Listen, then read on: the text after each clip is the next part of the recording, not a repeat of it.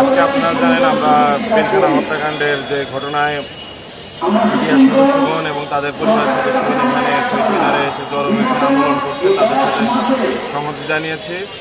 এখানে শুধু আজকে নয়, আমি এই পিলখানা হত্যাকাণ্ডের ঘটনায় যারা মিডিয়ার সদস্যগণ এবং তাদের পরিবারের সদস্যগণ আছে তাদের সাথে আমি বরাবরই ছিলাম এবং তারই ধারাবাহিকতায় আজকে তারা আন্দোলন নেমেছেন। এটি পূর্ব নির্ধারিত ছিল এবং পূর্ব ঘোষিত ছিল।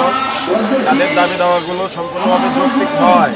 এখানে আমি আমার জায়গা থেকে এবং আমার যে জাতীয় নাগরিক পার্টি তার পক্ষ থেকে জানাচ্ছি যে জাতীয় নাগরিক পার্টি সবসময়ই মনে করে যে জনগণের যে ন্যায্য দাবি দেওয়া আশায় থাকতে হবে। যেহেতু গণ অভ্যুত্থানের নেতৃত্বদানকারী ব্যক্তিগণই এই জাতীয় নাগরিক পার্টিতে আছেন, সেহেতু তারা কিন্তু খুব ভালোভাবে জানেন যে গণ অভ্যুত্থানের অন্যতম প্রভাবক বা নিয়ামক কী কী ছিল।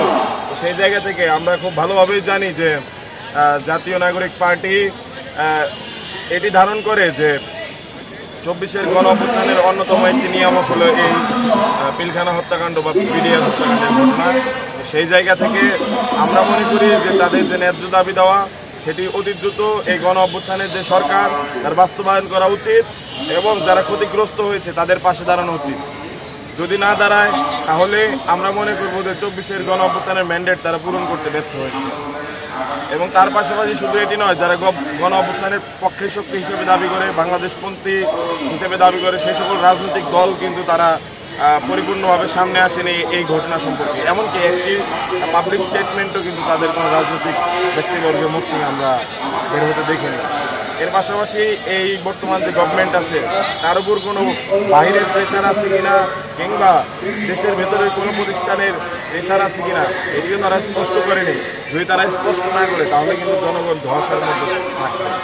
তার পাশাপাশি পরিপূর্ণ স্বাধীনভাবে কাজ করার জন্য যেই কমিশন গঠিত হয়েছে তারা স্বাধীনভাবে কাজ করতে পারছে কিনা সেটিও কিন্তু স্পষ্ট নয়। তাদের কার্য পরিধির যে ধারাগুলো আছে সেখানে কিন্তু অবশ্যই বড় ধরনের সন্দেহ সৃষ্টি করে যখন সেখানে আমরা দেখি যে স্বাধীনভাবে তারা কাজ করতে পারবে কি পারবে না সেইখানে কি অস্পষ্টতা রাখা হচ্ছে।